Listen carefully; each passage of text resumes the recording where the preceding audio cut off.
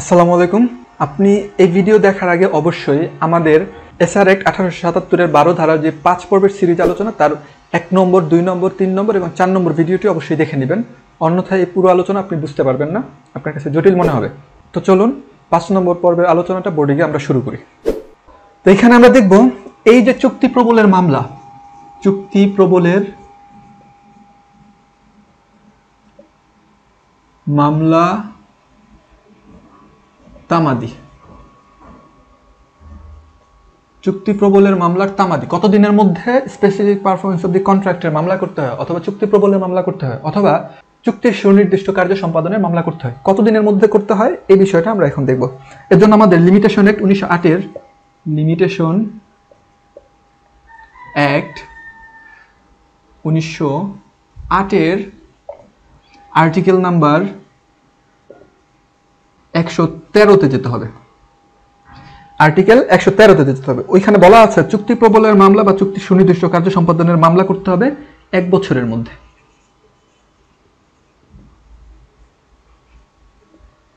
তাহলে আমরা দেখলাম যে চুক্তির সুনির্দিষ্ট কার্য সম্পাদনের মামলা যখন আপনার চুক্তিটা ব্রিচ হয় ওই দিন থেকে নিয়ে 1 বছরের মধ্যে আপনাকে কি করতে হবে, মামলা করতে হবে তার বিরুদ্ধে, ওই চুক্তির নির্দিষ্ট কাজটা করানোর জন্য। চুক্তিতে যেই কাজটা ছিল, যে ডিউটিটা করার কথা ছিল, ওই সুনির্দিষ্ট ডিউটিটাই পালন করার জন্য 1 বছরের মধ্যে আপনি মামলা করতে পারবেন। এটা ছিল তামাদি। কোর্ট ফিস কত? এখন আমরা দেখব কোর্ট ফিস, 12 ধারায় মামলা করার কোর্ট ফিস। এতক্ষণ আমরা 12 ধারায় মামলা করার তামাদি দেখেছিলাম 1 বছর। এখন 12 ধারায় মামলা করার কোর্ট ফিস কত? তো কোর্ট ফিস হচ্ছে অ্যাড ভ্যালুরেম, মানে চুক্তির যে মূল্যমান ওইটার উপরে ভিত্তি করে কোর্ট ফি দেওয়া হবে। চুক্তির যে মূল্যমান ওইটার উপরে ভিত্তি করে একটা কোর্ট ফি দেওয়া হবে, এটা হচ্ছে কোর্ট ফি অ্যাড ভ্যালুরেম। তাহলে 12 ধারার অধীনে মামলা করার, অর্থাৎ চুক্তি প্রবলের মামলার তামাদি আমরা দেখলাম 1 বছর, কোর্ট ফিস দেখলাম আমরা অ্যাড ভ্যালুরেম। এখন আমরা যে কাজটা করবো সেটা হচ্ছে পুরো 12 ধারা, অর্থাৎ 12 নম্বর ধারার যে 5 পর্বের সিরিজ আলোচনা আমরা 1 থেকে নিয়ে 4 নম্বর ভিডিও পর্যন্ত করেছি, এটার একটা শর্ট ওভারভিউ আমি মুখে মুখে বলে দেবো, আপনারা জাস্ট শুনেন।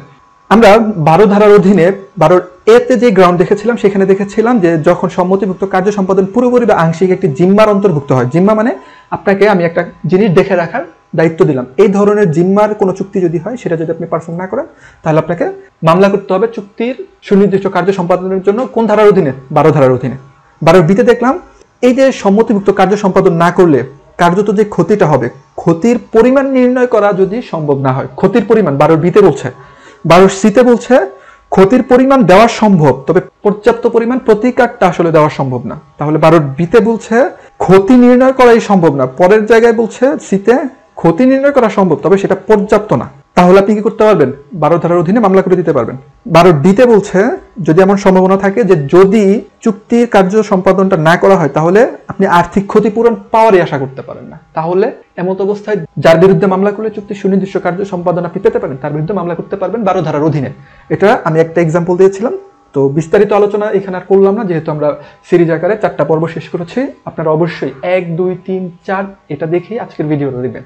তাহলে আমরা পুরো ভিডিওতে কি আলোচনা করলাম?